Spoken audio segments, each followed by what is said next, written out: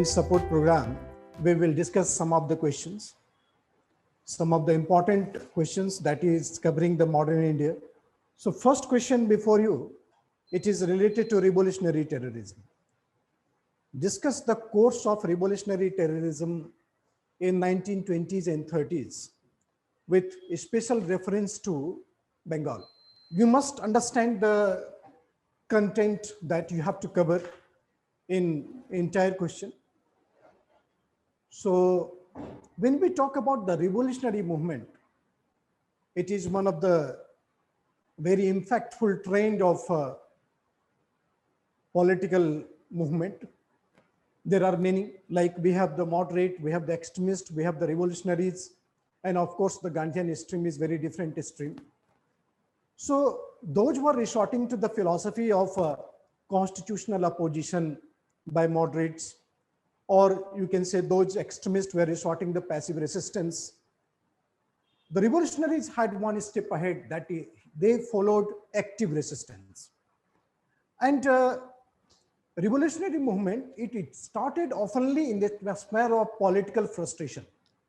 You can see that when in the closing years of 19th century, particularly 1890s onward, both moderate and extremist, their political opposition, their system, their approach was not fulfilling the expectation of the people, particularly the youth. And therefore, those were disillusioned by the outcome of these type of politics. They resorted to revolutionary activities. And initially in the first phase, you can see Bengal and Maharashtra, these two states. Obviously, all the political ideologies, it evolved from there only. So revolutionaries as well. So revolutionaries mainly came from these two states, Punjab also, but mainly from these two states, and thereby other states followed the trend. So initially what we see the trend of revolutionary movement, there was no big organization to support them. There was no social support. Normally violence in Indian society was not so sanctioned. So therefore revolutionaries, mostly they were working individually and they were working as individual heroes. However, in Bengal, there was some small level organization in the form of Anushilan Samiti. You might have heard the name Anushilan Samiti. Anushilan Samiti of Dhaka and Midnapur. It was very popular at that time, and it had created huge impact in the Bengali revolutionary system. But as I told you that in the first phase, there was no big organization and individual heroism was the main agenda. They targeted unpopular British officers and violence against them, terrorized them, and thereby forced them to leave India. That was actually the modus operandi of these revolutionaries they were working. So what I was telling you, that in the first phase, revolutionaries were targeting unpopular British officers and terrorizing them and forcing them to leave India. This is the background. And then after the advent of Gandhi, Gandhi came to India as an youth icon. And therefore, many revolutionaries, those were very much inspired by the Gandhian theory. They wanted Gandhi a chance to lead the movement so that any political concessions in favor of India can be. So therefore, revolutionaries in large number, they of course halted their movement, and youth in large number joined the Gandhian movement. But 1922, the withdrawal of non-cooperation movement, that is a watershed. Because in non-cooperation movement, you can see large section of Indian society, particularly youth, entered in this movement in a large number. And many of them gave up the job. Many of them wanted Gandhian movement to be a successful movement for political concessions of India. So therefore, after the withdrawal of non-cooperation movement, there was a huge setback to Indian youth, and particularly those who were very much dedicated to the revolutionary movement before the advent of Gandhi. So in the second phase, which is our main part of our question, that is 1920s and 1930s, you'll find that there were much organized structure of the revolutionaries compared to the first phase. You'll find that organized structure of revolutionaries, organized structure, along with, you can see, a proper objective of the revolutionary as well. What was the objective of the revolutionary leaders in the second phase? That they wanted to establish republicanism. They had a planning that if British would leave India, there would be republican form of government in India. And the objective of this government was to achieve socialism. So two important objectives they have defined in the second phase of revolutionary movement, that is 1920s, and how it was different from the first phase. So you can see there are many big names associated with this phase, and that is the reason why it became more organized in character. You can see Lala Hardayal, the famous leader of the Gadar party. Lala Hardayal, he returned back to India finally, and he settled in Punjab, and he was the living legend at that time who inspired the revolutionary movement. Along with that, one more big name associated with the revolutionary movement of the 1920s, it was Bhagwati Charan Bohra. Bhagwati Charan Bohra. This name was a very important name in the sense that he wrote a book, Philosophy of Bomb. You might have heard the Buddhist philosophy, Jaina philosophy, Gandhian philosophy, but here we have the philosophy of bomb also. And this book was actually the guiding book for the revolutionaries. Philosophy of Bomb, Bhagwati Charan Bohra. This book was a guiding book of the revolutionaries, Philosophy of Bomb. So revolutionaries were very much inspired by this book. So what we can see, this is the phase of Bhagat Singh. So the first organized structure of the revolutionaries came, it was HRA, Hindustan Republican Association. And as per your factual information, you can see Hindustan Republican Association, the members of HRA, they were involved in Kakori conspiracy case, the famous case in which the members of HRA were trying to plunder the train in a Robin Hood style. And subsequently in this case, 4 revolutionaries were hanged. It was a big event. It was a big event because in the context of the revolutionary thing, the entire thing had changed thereafter because the kind of the British action was there, very brutal. The 4 revolutionaries were hanged. You might be knowing the name. You must mention the name. This is a factual thing that you have to express there. You might have studied in your prelims stage also. So here it is a right time to use that thing. Ashfaqullah Khan, Ram Prasad Bismil, Roshan Singh and Rajendra Lahiri, these 4 people were hanged this Kakori conspiracy case. And thereby it was a big incident in the context of revolutionary movement. Okay, Kapil, I will write in the left margin. I understand. I'm taking care of that. Thank you. Subsequently, after the Kakori conspiracy case and hanging of these 4 revolutionaries, this is now turn of the Bhagat Singh. In 1920s, definitely Bhagat Singh had inspired and dedicated the entire thing of his life, what he cultivated for the martyrdom, and this what happened in the biggest euphoria for the national movement he created. Youth largely associated with the national movement because of that great sacrifice. So Bhagat Singh, because of his active participation, the name of HRA was changed to HSRA, Hindustan Socialist Republican Association, HSRA. So now the activities of Bhagat Singh, you can see. Then in HSRA, main lead was taken by Bhagat Singh.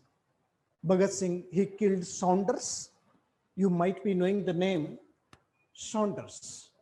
Saunders, he was an infamous police officer responsible for killing of Lala Lajpat Rai during anti-Simon demonstration, and therefore Bhagat Singh was implicated in this case. Fine, and therefore it was referred as Lahore conspiracy case, in which Bhagat Singh was implicated.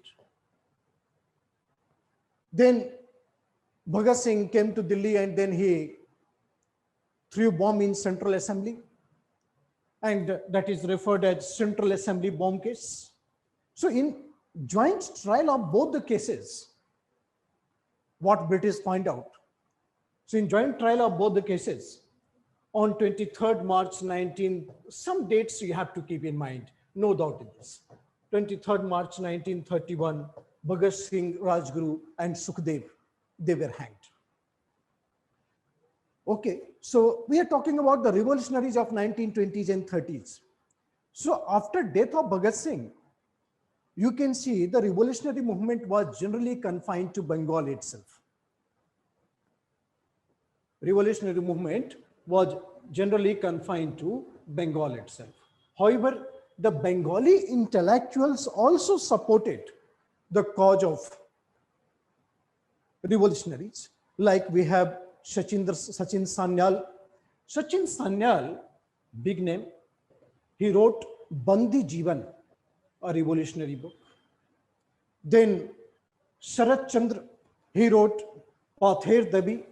So such type of literary activities also inspired the revolutionary movement in Bengal. There were many journals published inspiring the Indian youth to join the revolutionary activities. You can see Bhavani Mandir. Bhavani Mandir, it was a literary activities of the revolutionaries to instigate the Indian youth of Bengal to join the revolutionary movement. Then in Bengali, there was Mukti Kaun Pathe. Mukti Kaun Pathe. This is a Bengali literature. That was a revolutionary literature. So such activities were there to inspire the revolutionary movement. Then you can see, after death of Bhagat Singh, the major focus was there in the 1930s. It was activities of Surya Sen. Surya Sen, he was a school teacher, so popularly known as Master Dada. And he established Indian Republican Association, IRA, Indian Republican Association, IRA. And what was so special about this movement? There were so many women participated in the revolutionary activities. You can see the first time the participation of women in the revolutionary activities, the college going women were very active, in which you can see the big name, that is Kalpana Datta. Kalpana Datta, she was among the foremost of the revolutionaries who participated in the most successful revolutionary movement till date. And it was Chittagaon Armory raid. And you know, after the this raid, Kalpana Datta was arrested, and thereafter she faced imprisonment. Later on, she married to P.C. Joshi. Another big name, Beena Das, and she tried to kill the governor of Bengal in the convocation ceremony. And Beena Das fired 5-6 bullets, but did not hurt to the governor. And finally, she was imprisoned for 8 or 9 years. So Beena Das, with the help of another big name, Suhasini Ganguly. Suhasini Ganguly, she was associate of Beena Das, and she wrote a fantastic book dedicated to her, that Bengal Speaks. Bengal Speaks. This is a fantastic book written by Suhasini Ganguly, and this book was dedicated to Beena Das. Beena Das, after she also received Padma Shri in 1995, so Bengal Speaks. Another important revolutionary was Preeti Lata. Preeti Lata Badeder, she also did her martyrdom, and while she tried to kill some British men, those who had a very racial abuse against the Indians. So such type of the revolutionary activities you can say there was in Bengal. But in 1934, Suri Sen was arrested and he was hanged. And after the death of Suri Sen, revolutionary movement came to an end. So you can say the 1920s and 30s, it was a glamorous phase of the Indian revolutionary movement. Although revolutionary movement immediately did not ended any objective, the last you will conclude, although revolutionary movement did not ended any objective, but at the same time you can see that it had created such a mass sentiments which ultimately aided mass movement of the Gandhi. So therefore, the revolutionary movement had a great contribution in national movement. Lots of names are there. Vineet Kumari Singh, Shanti Ghosh, Suniti Chaudhary. So therefore, we have to start in such a way. You can manage the whole thing as per your time. And time, you understand, if it is a 15 marks, then you have to put the point around 10 to 11 minutes. So you have to be very precise in maintaining the things. But conclusion part is very nicely built in 1 or 2 sentences itself. The second question that we had with us, it is a very fantastic question. Growth of nationalism was due to both external and internal factor. Say India, when you say India before 1850s, common Indians were more comfortable in identifying themselves as a Gujarati, Marathi, Telugu, Tamil, rather than calling Indians. So I mean to say that regional identity was more important for them rather than national identity. But my dear, after 1850s, that is in the second half of the 19th century, you can see there are many factors which prompted the rise of nationalism in India. Okay, in quick note, I'm trying to draw a graph for you people, and you will see that how the British policy and nationalism both were moving after 1850s. And particularly 1850s means the major event that is that is revolt of 1857, right? So try to catch this graph. I'm just making on the board for you people. You try to catch the graph. I think you can see properly. After 1857, when British Parliament had taken control over India, then the policy of the British Parliament was policy of consolidation. The British government was trying to consolidate its position in India. So what actually I'm trying to write here, the policy was policy of consolidation.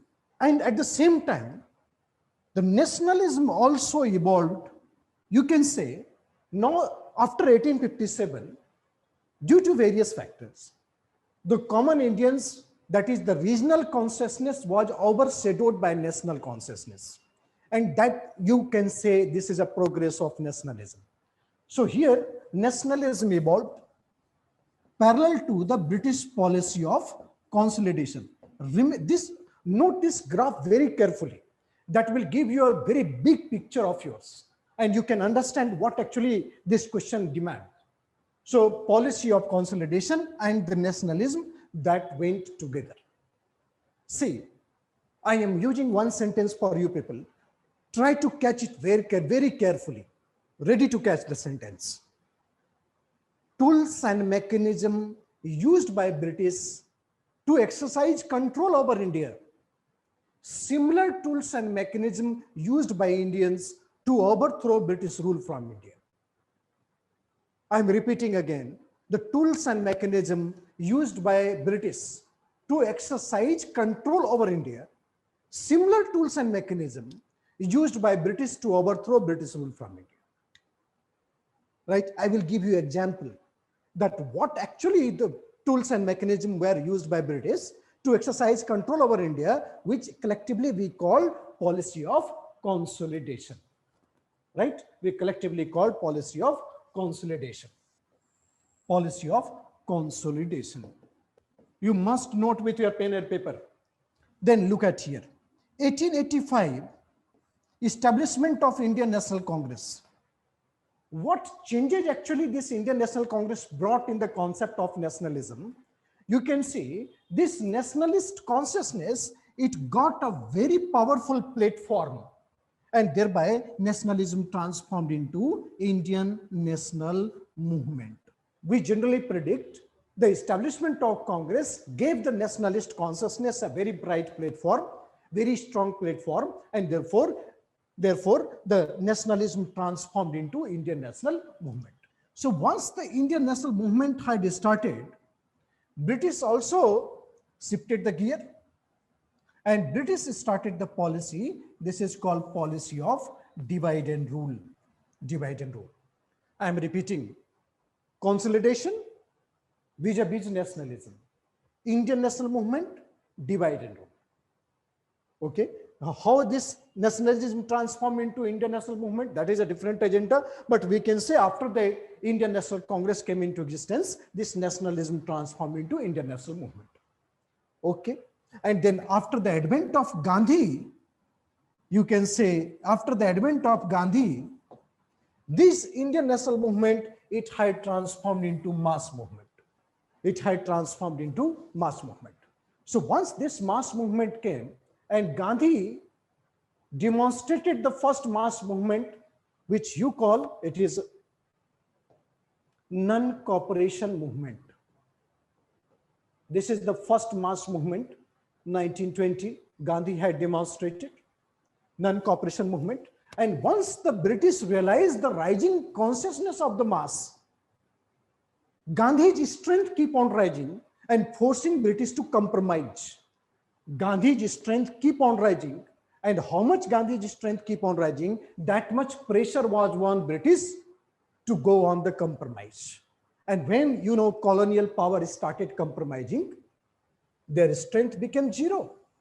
So 1947, my dear, 1947, the British policy of compromise, because of the mass movement, it forced British to exit from India. It forced British to quit India, right? And this is the way that nationalism had proceeded. So nationalism after 1857, nationalism to Indian national movement, and then to mass movement. Fine. Policy of consolidation led to the rise of nationalism, internal as well as external factor. External factor we will count, and then divide and rule policy started because of the Indian national movement, and how much divide and rule policy British played, that much intensity of the nationalism had increased. And after the advent of Gandhi, when Gandhi transformed the Indian national movement into mass movement, then the British policy was forced to become a compromising policy. And therefore 1947, this policy became zero. And British control started losing, and therefore it became zero. And nationalism suits to independence. This is graph, actually you have to keep in mind to understand the level of nationalism was crossing and what factors it was getting so much affected. So along with that, I hope you must have noted down this graph, and hopefully you have understood this also. This is the best way to understand the period in India that is called 1850s to 1947, and how the British control mechanism and rising nationalism were trying to compete against each other. Fine. And after 1920, matlab non-cooperation movement, British control mechanism started decreasing, and the rising nationalism suits to independence. That is what is called, this is called war of position. War of position, we will discuss in detail when we go into the Gandhian movement. We have some question with the Gandhian movement. Yes, Vivek, I am repeating the sentence. It was a brilliant sentence to understand. What I said, that tools and mechanism used by British to exercise control over India, similar tools and mechanism used by Indians. Similar tools and mechanism used by Indians to overthrow British rule from India, right? We will give you examples. I was trying to make this thing very clear to you people. Hopefully it would have worked in a very better manner whatever you have studied till date. Yes, we are focusing on tools beneath. Yes, yes, I agree with you by focusing on tools. So you can say among the factors that had contributed in the rise of nationalism, the first important thing you have to understand, it is socio-religious reform movement. Socio-religious reform movement, it was an internal political regeneration. 19th century Renaissance. So socio-religious reform movement, we have the trend which is called trend of reformation. This trend was actually represented by Raja Ram Mohan Rai. He was considered as reformist, synthesis of Eastern and Western culture. So if you understand the thoughts of Raja Ram Mohan Rai in the Reformation movement, his political ideas, if you study in detail, this is not right platform to say you, right time to say you, not platform, it's right time to say you that how the political thought of Raja Ram Mohan Rai, when he advocated the constitutionalism and the Western political thoughts in India, how it had generated the concept called, it is called rise of political nationalism in India. The thoughts of Raja Ram Mohan Rai clearly demonstrated the political nationalism. When Raja Ram Mohan Rai said, we need industrial revolution in India like England, we need heavy industries, he was advocate of reform from above. So that had created the economic nationalism in India. External as well as internal. Keep in mind this word, and then you'll click the answer very beautifully. Socio-religious. Like that, we have the another big trend that is called revivalist trend. Revivalist trend. This trend was represented by Dayanand Saraswati and his Arya Samaj. Back to Vedas. Vedic culture is a superior culture. Cultural nationalism. Right? There is no concept called superiority of West. We don't need to learn anything from the West. Our Vedic culture was a superior culture. So we should back to Vedas. Understand the point? Hopefully you might have understood what actually the concept of socio-religious reform movement had generated such a bright ideas. You must aware of the fact that Dayanand Saraswati was the first person who used the word Swaraj. Dayanand Saraswati was the first person who used the word Swadeshi. So Swaraj and Swadeshi, political nationalism, economic nationalism, such kind of concept you have to keep in mind, that how socio-religious reform movement had generated the concept of nationalism in India. And that is called internal regeneration. Fine. Then other factors, that is called external factors, external factors that is forced by the Britishers. I told you, tools and mechanism used by British. Similar tools and mechanism used by Indians. So we have politico-administrative unification of India. My dear, this point you should understand very clearly. Politico-administrative unification. When British Parliament came into function in India, there was a uniform judicial system, uniform revenue system, uniform general administration, CRPC, IPC, all were codified. So impact of the British policies was same everywhere in India. So reaction against the British policy was also same. And thereby you can say that had created the common consciousness. So when British introduced this politico-administrative unification for its own convenience of governance, but what it had created in the side by side, that it had created the common consciousness among the Indians. Like that, we have introduction of English. English had created linguistic coherence in India. Like that, we have establishment of printing press. Lots of books were now published in India containing the Western political thought. How common Indians got to know about the equality, liberty, fraternity, constitutionalism, democratism, rule of law, all the isms of the political science, which became known to Indians. And once they got to know the freedom that is called political freedom, they became aspire for that. They started aspiring for that. And once their aspiration came, it had created the sense of political demand, which is called nationalism. So such kind of things you have to keep in mind, right? Then railways, no doubt, railways, it created socio-economic mobility. Inter-regional movement, which was very restricted and full of barriers, railway had broken that. And social mobility will create the society which is demanding for the just society. And this is the way railway had created a movement. Along with that, you can say reactionary policies of Viceroy.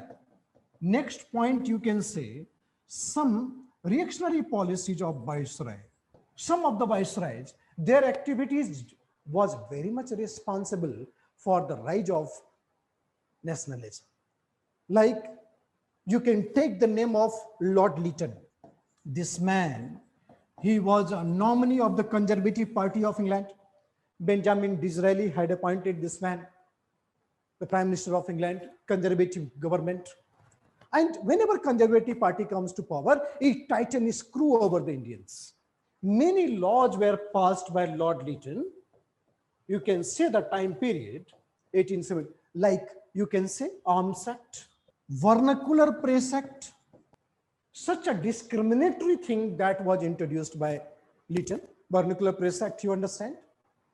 Vernacular Press Act, you know, that's publication of newspaper in local languages were banned because the local languages, they were inciting a very tough atmosphere for Britishers, right? So Lord Lytton, because of the policy, the tightening screw over Indians, the reaction of the Indians, you know, he also passed a law that age of the civil services was reduced from 21 to 19. And you understand how much sensitive we are for the age? We are expecting even more ki zyada hona chahiye, age limit should be increased. British responded 19 to 21, 25, 28, 30, 32. Now we are expecting jab tak jinda rahenge tab tak exam denge. That is the way that Indians that time also, no age limit to be there. No, that's why I'm not talking about the nationalism. This is the factor which you can say. Okay, so reactionary policies, right? And then Lord Ripon, his policy called Ilbert Bill controversy. Ilbert Bill controversy. It had created huge momentum, you know. If in prelims examination you got this question, Ilbert Bill controversy was such a controversy that had created transformation of nationalism into Indian national movement. Okay, and then Lord Curzon, his policy of divide and rule. Lord Curzon, this is the time when British had followed the aggressive policy of divide, right? So such kind of things you have to keep in mind. And my dear, 1897, Ethiopia defeated Italy. 1945, Japan defeated Russia. Such an event had break the invincibility of the West, and thereby, right? So thereby, Indians were greatly encouraged. You can say the tiny Ethiopian had defeated the Italians, 1897. And tiny Asian Japanese had defeated the mighty Russians. So such kind of activities had definitely contributed in the rise of nationalism. Indians were also very much encouraged to oppose the foreign rule. So this is the way that you have to frame the answer. But remember, my dear, first thing, what I said, that graph you must understand completely. If you understand this graph, the entire momentum of the war of position of this period, you can understand very easily. We are taking more time. Anyway, let us move to the third question here. I will try to speed up. I have taken more time then. Third question is, Bengal united is a power, and Bengal divided will pull Bengal in several different ways. Again, a very interesting topic to discuss. Very interesting topic to discuss. Bengal united is a power. Home Secretary Ridgely, he made this historic statement that Bengal united is a power and Bengal divided will pull Bengal in several different ways. That is the plan. See, try to understand the nature of the question first. Bengal, very big state. If you compare to the modern time, when we are discussing the phase period, 1905, Lord Curzon, he was the viceroy. He was the viceroy. So he had a plan to break the solidarity of Indian national movement. So Bengal comprised of Bihar, Orissa, Jharkhand, Bangladesh, Assam, all together it was called Bengal and our West Bengal of today. So Bengal was nerve center of nationalism.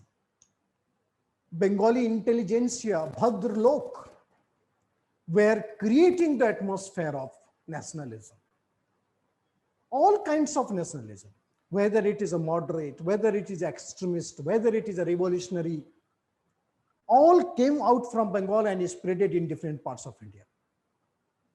So Curzon had a plan of partition of Bengal, and partition of Bengal was done in such a way that there would be socio-economic crippling of Bengal. Socio-economic crippling, a socio-economic crisis of Bengal. What actually Curzon was having the plan. You know, try to understand in a different language that the Bengal was divided in such a way that in West Bengal, there was a Hindu majority and Muslim minority, and in East Bengal, there was a Muslim majority and Hindu minority. So minority consciousness was always used in order to trigger the communal sentiments. And that was always used by the rulers. You can say the minority consciousness is a very difficult thing in either. So here Muslim minority, here Hindu minority, and that was greatly utilized by the philosophers of the divide and rule in order to understand the social crisis in Bengal, right? So therefore, social crippling. And along with that, when there is no social collaboration, you can heard the formula sabka saath, sabka bikas. No saath, no bikas. So here at this point, you can see in the case of Bengal, if Bengal will be divided in such a way, and then communal sentiments was triggered, that will greatly cripple the economic system of Bengal. Understand? So therefore, it will create the socio-economic crippling, socio-economic crisis. And this crisis will subside the rising tide of nationalism. So what was the plan of Curzon? That why he wanted to divide the Bengal? Because it will subside the rising tide of nationalism. It would subside the rising tide of nationalism. Fine. And this plan was greatly vindicated in the statement of Ridgely when he said Bengal united is a power and Bengal divided will pull Bengal in several different ways. What is meaning of the pulling? That is called internal crisis generated because of the partition, and that will generate in the form of socio-economic crisis. Fine. So this statement was very much, the plan of Curzon was very much vindicated by the statement of Ridgely. Okay, but officially Curzon said that since Bengal is a large state, so therefore we need to divide Bengal. So what was the official reason cited by Curzon? That is the administrative region. However, the real plan was to subside the rising tide of nationalism by creating such a socio-economic crisis in Bengal, which is a local problem. Whenever there is a local problem, feeling of nationalism automatically gets subsided. So Curzon was dreaming and smiling behind this partition plan. But you know, Look at my sentence.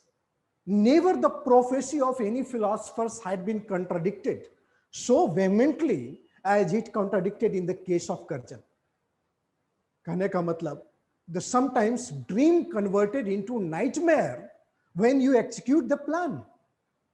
So when Karjan decided and revealed the plan of partition of Bengal, it was a boomerang effect because there was anti-partition movement. Anti-partition movement, not only in Bengal, but different parts of India, right? When Tamilians, when Marathis, yes, try to catch, actually, if you listen carefully, I think it's a very interesting way to go for in framing the holistic approach, and then you can include your answer yourself. I'm writing the main points for you people. See, what actually I'm trying to convey you, that anti-partition movement had started, and not only in Bengal, but even entire India started opposing the partition of Bengal. So can you understand? Nationalism, rather than getting subsided, had suits up. And that is the reason why I said the prophecy of Karjan had contradicted itself so vehemently, his dream turned into nightmare. Moreover, you can see anti-partition movement, which was led by Rabindranath Tagore. Fine, he composed the cultural song at that time, Amar Sonar Bongla. And then Raksha Bandhan Divas, that is Hindus will tie knot on the Muslims, Muslim will tie knot on Hindus. That was unbreakable bond of unity. Fine. But what went abjectly wrong with this entire process? That in Bengal, there was Swadeshi movement. Swadeshi movement 1903 to 08.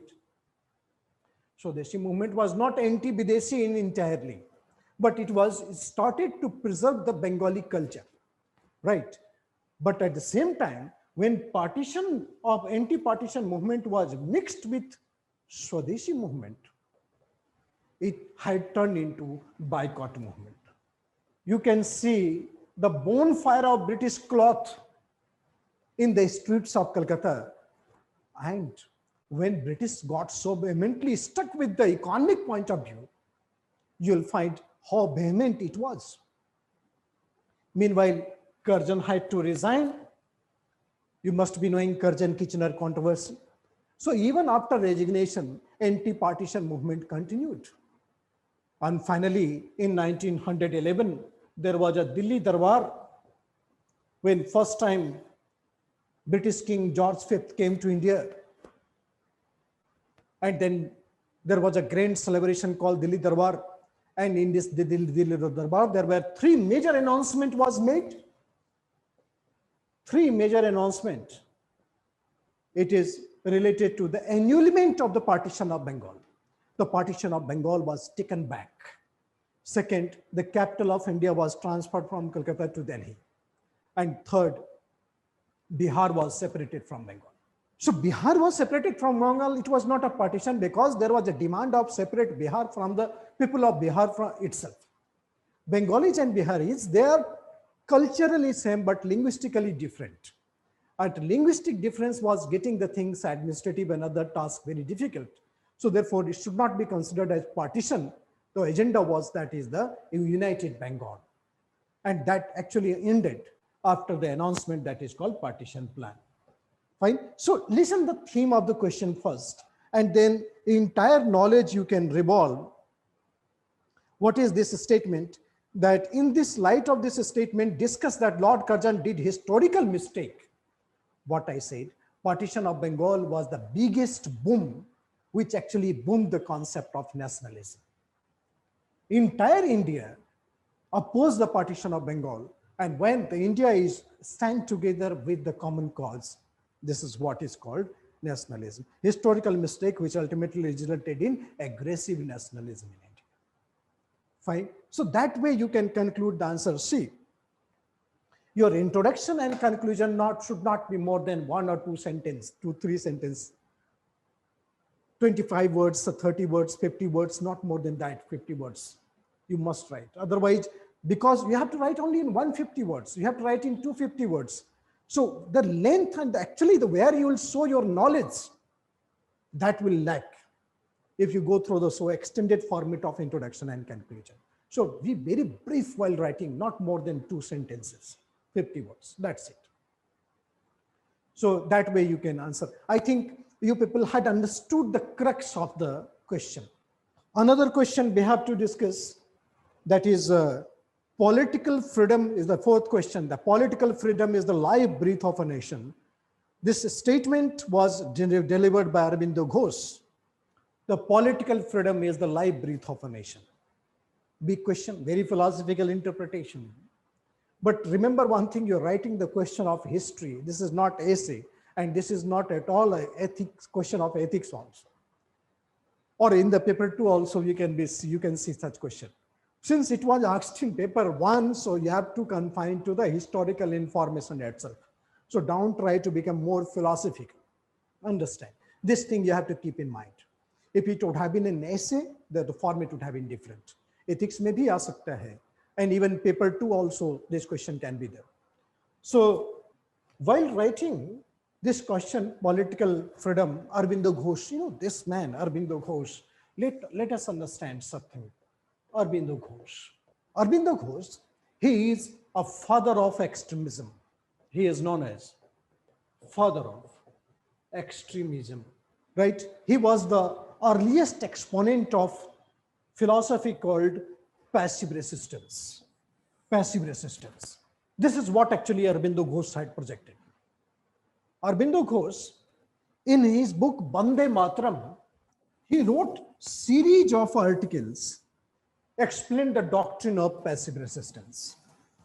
And this is a new method of struggle, which became the foundation stone of the many future struggles of the nationalist leaders, including Gandhi. We will discuss what actually implication it had on the Gandhian movement itself.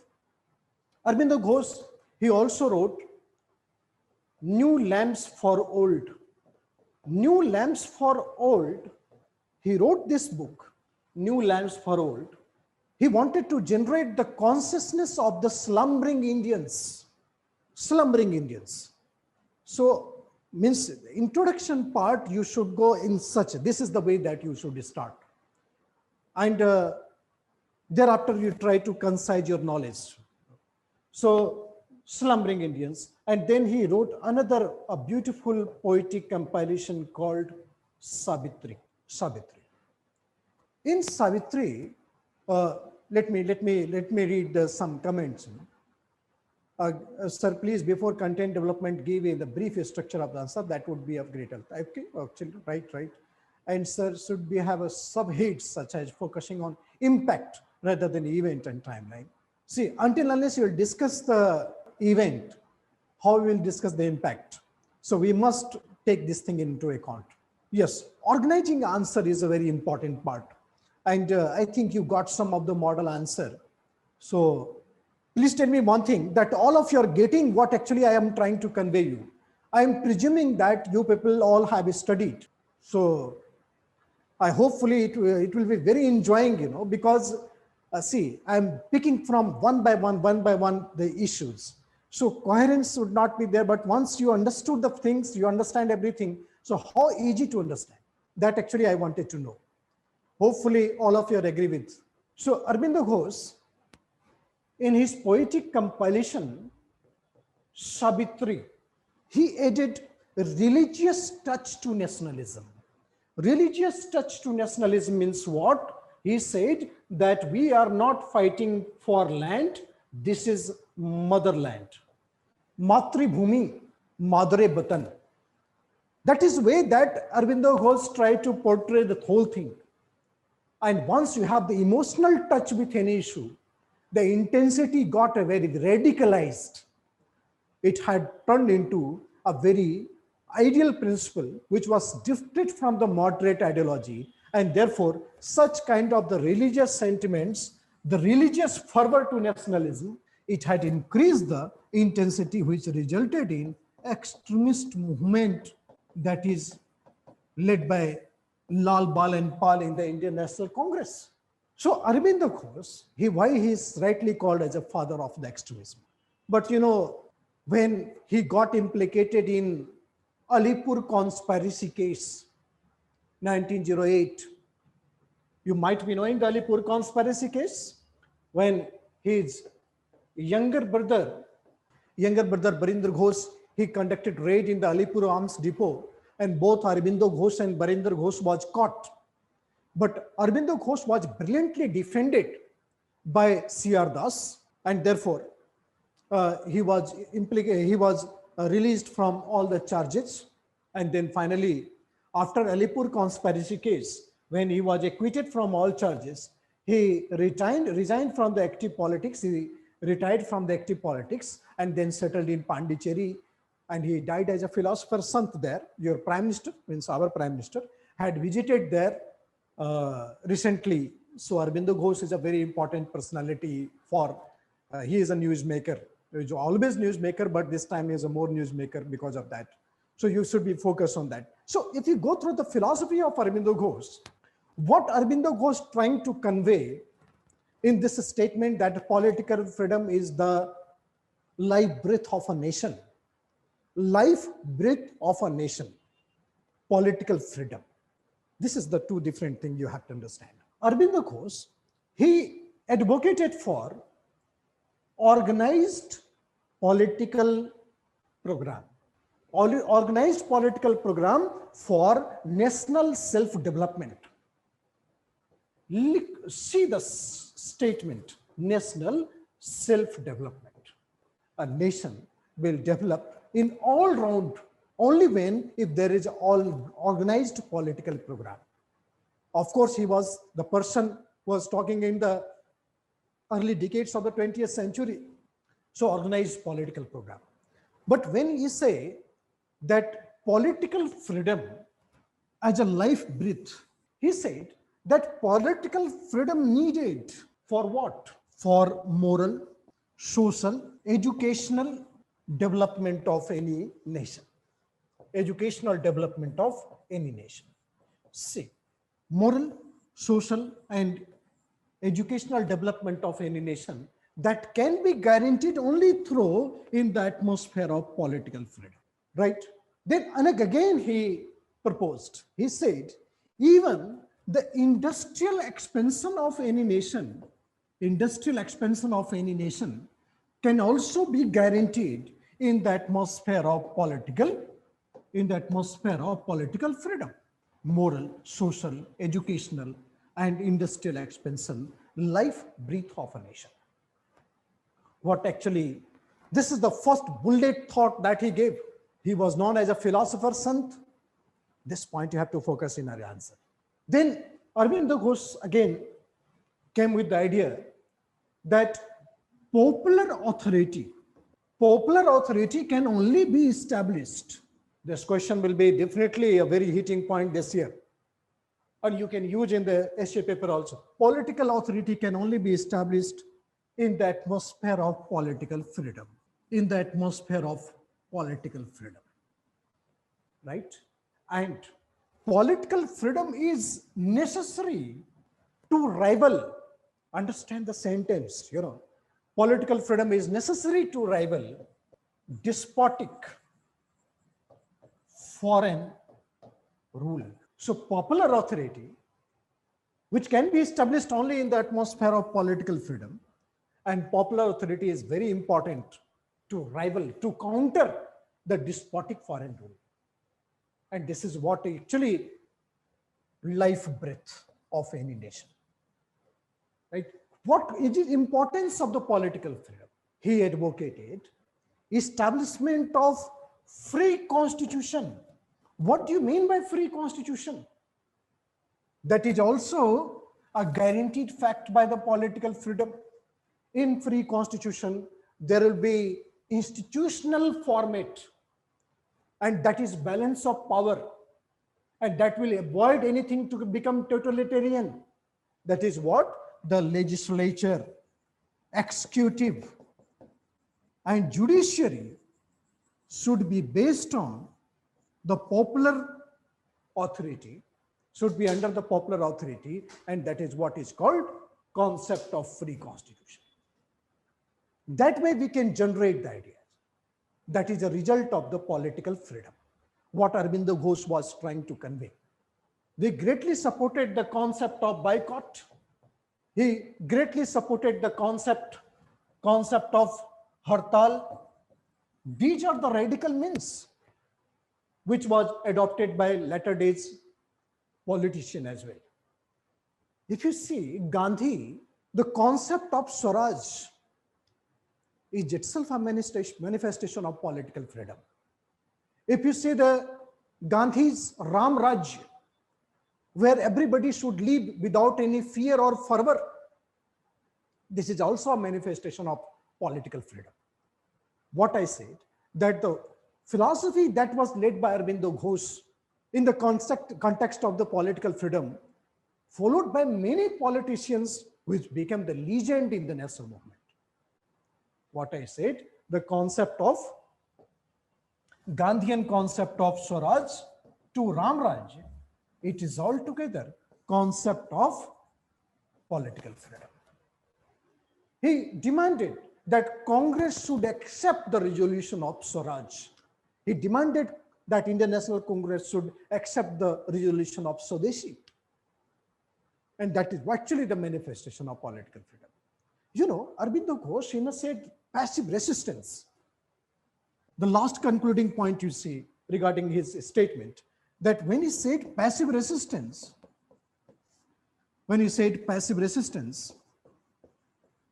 he better tried to say that rather than using the word passive resistance, we should say it is a defensive resistance. Defensive resistance. He advocated that there must be defensive resistance. You know, in defensive resistance, there is no positive harm. But its idea is doing something so that government could be held in check and thereby no positive harm. The idea is to doing something so that government could be held in check. Such idea is very, very much manifested when you have a demand of the political freedom. And last sentence, dekho, inke political thought ka, you must be very much surprising that the kind of anticipation he had. He said, if we want to protect the society or a country from anarchy, of violence, violent extremism, violent, you must promote the defensive resistance. Because this defensive resistance will be a very powerful instrument to check the country from anarchy or violent extremism. So he was also against the violence, but his idea said, if you forget the concept of defensive mechanism, that is when the right to go for satyagraha, right to go for hartal, right to go for no civil disobedience, right to go for non-cooperation, all these things are required fact if you want to protect any country from anarchy or non-violent. And that is guaranteed facts of the political freedom. So not only in the British India, but in independent India, if he tried to portray his thought, the political freedom is a life breath of a nation. And you must relate Gandhi, you must relate in the post-independent India. If you want to protect any country or any society from anarchy or violence, there should be scope of defensive resistance. And that is passive resistance. And that will help in checking the country moving towards anarchy or violent extremism. So how meaningful his sentence was, that is, political freedom is a life breath of any nation. Hopefully, you have understood the practical point of view I try to portray. Are you people are noting also? क्या आप लिख रहे हैं इसको? You must write when I speak. Let's see, there is some. I think you have beautifully understood it. And is it good for your thought? All of you must respond. Shraddha, Swaraj, Megha, all Umesh, Falguni, thank you so much. Amit, Vineet ne bhi kafi acha respond kiya. So absolutely, this is the way that you And one brilliant thought. Yes, sir. Nice insight. Thank you. Thank you, Falguni and Kapil. So all this question, how you will respond such thing? Yes, sir. It directed our thought process. Model answer milega bachche. You will get the model answer. I will come in very brief, whenever you will come across with the holistic coverage of the session, it's a very interesting, history is such a lollipop subject. You can understood it very, very easily if you have a very good holistic way to present bird's eye view first and then put the facts and figures in between. That is, yes, sir, nationalism graph was awesome. It is called war of position, Vivek. This graph is actually called war of position. We will study, this is the crux of the national movement, particularly the Gandhian. Structure bhi ho jayega, chinta mat karo. Dheere dheere everything we will learn. I don't know which question we are. Is a fourth or fifth. Time had lost so much. Fifth question में आ गया है. Fifth question है. Fifth question is that throughout the British period, intensity of the colonialism keep on changing, right? But objective of the colonialism always remained the same. Fantastic. Another big slot was given from 1757 to 1947. And colonialism, you understand? Concept clear hona chahiye. Everything will become very easy. You people are so intelligent, as I came to know. Your response is also very quick. So you became genius or you are genius, I don't know. Colonialism. So before moving, I want to clear your concept related to when we use the word colonialism and when we use the word imperialism. Yes, I will talk to you regarding that. What is meaning of discuss? What is meaning of elucidate, analyze? That demands something. I have modeled on that also. You can get the model answer on that. But I will discuss all these things. So I have collected at least 20 points for you people. Examine, critically examine, account for, what is difference, right? So we will discuss all these things, don't worry. In our childhood, school days, we use frequently these words, that is what is colonialism, what is imperialism. I will discuss all these things. So, colonialism and imperialism, this word is basically belongs to economics. Actually, we have borrowed this word from the dictionary of economics, and imperialism, we have borrowed this word from the political science. So we will see that India, in the context of India, imperialism means political control and colonialism means exploitation thereafter to benefit the mother country, means without imperialism, colonialism not possible. And imperialism only for colonialism. What I said, the political control and effect of that will lead to exploitation of that territory for benefit of mother country, England. So imperialism means the political control, colonialism means exploitation thereafter to benefit the mother country. Look, I am using one sentence, you will get the point clearly. Ready to catch the sentence, then that difference will come to your mind. India became victim of British imperialism. India became victim of British imperialism in order to serve the colonial interest of Britain. India became victim of British imperialism in order to serve the colonial interest of Britain. So that makes the things clear that what is imperialism and what is colonialism. But how far difference is there? India became victim of British imperialism in order to serve the colonial interest of Britain. Means every exploitation of India, the prosperity of England actually on the ruins and the poverty of India. And how far dazzling the London is. And that actually prosperity developed because of the 190 years of exploitation. So when East India Company turned into political power, that is 1757 to 1947, this is called colonial period, because after capture of Bengal, East India Company turned into political power, and then political power was greatly utilized. So according to this long span of 190 years, we have three phases of colonialism.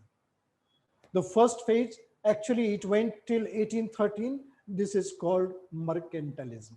Mercantilism.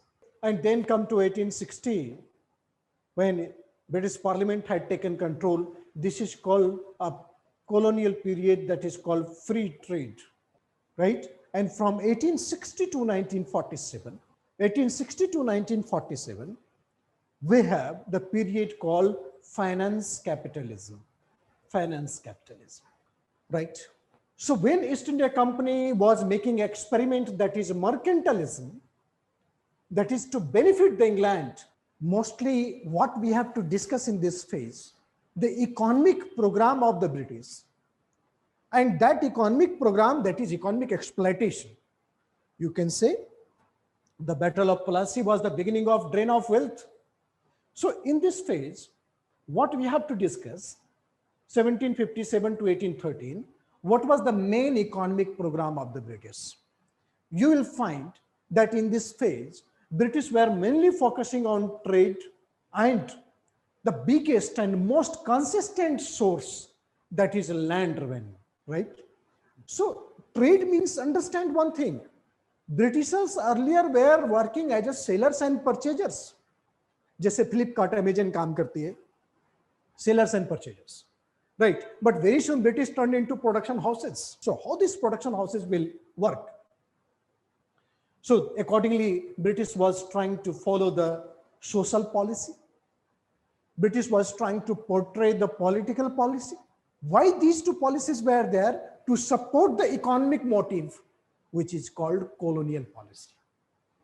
Right? So colonial policy not subjectively only related to the economy, but any supportive fact which actually creating the exploitation environment in India to benefit England, this is called colonial policy. So colonial policy implied the economic exploitation and the supplementary fact that is guaranteed that exploitation. So British in this phase, you will see social policy not to interfere in, but British was not interfering, but at the same time, British trying to understand the Indian culture, large scale translation of Indian books, Asiatic Society of Bengal, establishment of some institutions, school, colleges, madrasas. Such efforts were taken by Britishers, but not interfering in the social pattern, because India is such a complex structure of society and culture, religion and culture, that might create an environment of a revolt. Okay, fine, agree. Then second political policy, subsidiary alliance. It was the main policy, making the Indian state subsidiary to the British, but no direct annexation. So these three things you have to discuss here in the first phase of the colonialism. Then second phase, the extension had done in a very large scale. What? This is a time when industrial product had started. So therefore, the cultural change, 1813 के बाद Charter Act was amended. Many British companies were operating in India. So monopoly of trade was abolished. And you can see direct interference in the socio-religious affair. Many laws were passed, Sati Abolition Act, Widow Remarriage Act. Such things we have to discuss at this point of time. And political policy, reckless expansion. Reckless by the war, by conspiracy, by policy of malgovernment, by policy of doctrine of lapse. So therefore, reckless expansion, and that ultimately resulted in revolt. And after revolt, you can say the policy that is in terms of finance capitalism, what this policy was actually. Paisa lagao, paisa kamao. You can see development of heavy industries, cotton industry, jute industry, steel industry, railways. So development of financial institution, banking, insurance, all these things. It was looking development of India. But you can see the third phase of colonialism, that is finance capitalism, was more exploitative. right? And therefore, so top two, you can say it is invisible colonialism. That 1757 to 1857, there was visible colonialism. Visible colonialism means you can see the drain of wealth. But after 1857, it had turned into invisible colonialism. So I mean to say, from 1757, as long as the British colonial policy keep on increasing, means social control, means political expansion, intensity of the colonialism also keep on increasing, right? But objective of the colonialism, that is maximum exploitation of India to benefit England. And that is remained altogether the motive of the British, where it had started in 1757 and it continued till 1947. Okay, so, so these are the questions we have framed for you people. And hopefully you understood the whole thing. And some model answers will be given as per my knowledge. And that way you can solve the entire question. So invisible means it was looking that there was a development of India. Third phase, banking, railway, industries. But ultimately this phase was more exploitative than the previous two phases. Understand? So this is what actually I'm trying to put. So hopefully all of you have enjoyed this session. We have many graphs for you that will make your life very easy and simple. I told you that this subject is a most easier one for your examination point of view. Don't need to remember any facts. But since all of you are very knowledgeable, what I feel that all of you have appeared in prelims, so I'm trying to pick some of the portions there. Everything, whatever you have to inquire, you can call there. So thank you so much and have a nice evening.